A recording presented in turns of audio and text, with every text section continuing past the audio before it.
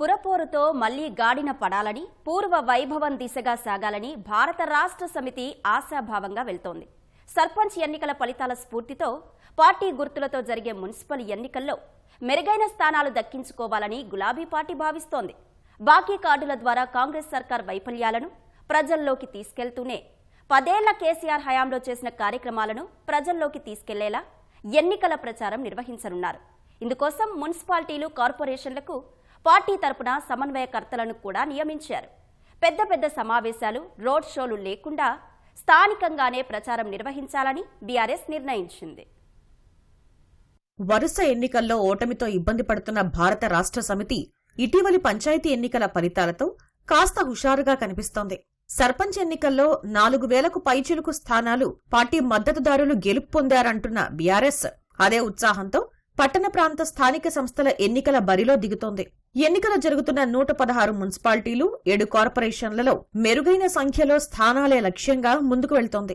ఎన్నికల సన్నాహకాల్లో భాగంగా ఉమ్మడి జిల్లాల వారీగా ప్రజాప్రతినిధులు, ఇన్ఛార్జీలు, పార్టీ జిల్లా అధ్యక్షులతో కేటీఆర్, హరీష్ రావు సమావేశమయ్యారు. ఆయా పట్టణ ప్రాంతాల్లో ఎన్నికల సన్నద్దతను సమీక్షించి నేతలకు దిశానిర్దేశం చేశారు.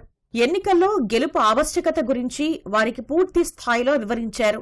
రాష్ట్ర ప్రభుత్వంపై ప్రజల్లో ఉన్న వ్యతిరేకతకు పంచాయతీ ఎన్నికలే నిదర్శనంగా బీఆర్ఎస్ అభివర్ణిస్తోంది. మున్సిపల్ ఎన్నికల్లో పరిస్థితి మరింత ఆశాజనకంగా ఉంటుందని, సద్వినియోగం చేసుకుని పార్టీ అభ్యర్థుల్ని గెలిపించుకోవాలని భావిస్తోంది. మున్సిపల్ ఎన్నికల వేళ చేరికలపై కూడా గులాబీ పార్టీ దృష్టి సారించింది. స్థానికంగా మంచి పేరు, రాజకీయంగా బలం ఉన్న నేతలను పార్టీలో చేర్చుకుంటున్నారు. లోక్సభ ఎన్నికలకు ముందు పార్టీని వీడి బీజేపీలో చేరిన వర్ధన్నపేట మాజీ ఎమ్మెల్యే ఆరూరి రమేష్ మళ్లీ సొంత గూటికి వచ్చారు. బీఆర్ఎస్ అభ్యర్థి ప్రతి ఒక్క వార్డులోనూ బరిలో ఉండేలా జాగ్రత్తలు తీసుకోవాలని, ఎట్టి పరిస్థితుల్లోనూ అధికార పార్టీ ఒక్క వార్డును కూడా ఏకగ్రీవం చేసుకోకుండా చూడాలని అధిష్టానం స్పష్టం చేస్తోంది. అభ్యర్థిత్వాల ఎంపిక విషయంలోనూ పూర్తి జాగ్రత్తగా ఉండాలని, గెలుపే ప్రాతిపదికన ఖరారు చేయాలని దిశానిర్దేశం చేస్తోంది. ఒకరికంటే ఎక్కువ సంఖ్యలో ఆశావహులు ఉన్న చోట అవకాశం రాని వారిని బుజ్జగించి రెబెల్స్ కు ఆస్కారం లేకుండా చూసేందుకు ప్రణాళికలు వేస్తోంది. ఎన్నికలు జరుగుతున్న పురపాలికల్లో ప్రత్యేకంగా సమన్వయకర్తలను పార్టీ నియమించింది. ఎన్నికలకు సంబంధించిన ప్రక్రియ వారి సమన్వయంతో జరిగేలా క్షేత్రస్థాయి పరిస్థితుల్ని ఎప్పటికప్పుడు అధిష్టానానికి చేరవేసేలా ఏర్పాటు చేశారు. స్థానిక నేతలను సమన్వయం చేయడంతో పాటు అభ్యర్థుల ఎంపిక, నామినేషన్లు, ప్రచారం, వ్యూహం లాంటి వాటిలో సమన్వయకర్తలు కీలకంగా వ్యవహరించాల్సి ఉంటుంది. బాకీ కార్డుల ద్వారా మున్సిపల్ ఎన్నికల ప్రచారం కొనసాగించాలని బీఆర్ఎస్ తీర్మానించింది. ఇందులో భాగంగా శాసనసభ ఎన్నికల వేళ కాంగ్రెస్ ఇచ్చిన హామీల అమల్లో వైఫల్యాలు ప్రశ్నిస్తూ ఇంటింటికి బాకీ కార్డులు పంపిణీ చేయనున్నారు. 25 నెలల కాంగ్రెస్ పాలనలో ఎవరికి ఎంత బాకీ పడ్డారో అందులో ముద్రించారు.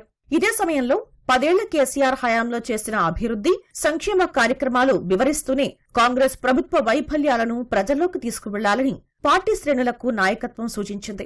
పూర్తిగా జిల్లా స్థాయిలో ప్రచార కార్యక్రమాలు చేపట్టనున్నారు.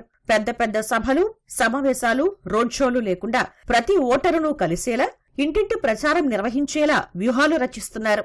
ఈ ఎన్నికల్లో మంచి ఫలితాలు సాధించడం ద్వారా రానున్న శాసనసభ ఎన్నికలకు మార్గం సుగమం చేసుకోవాలని బీఆర్ఎస్ భావిస్తోంది. కేసీఆర్ ను మళ్లీ ముఖ్యమంత్రి చేసుకోవాలి అన్న లక్ష్యాన్ని నెరవేర్చుకోవాలంటే ఈ ఎన్నికల్లో మంచి ఫలితాలు రాబట్టాలని లక్ష్యంగా పెట్టుకుంది.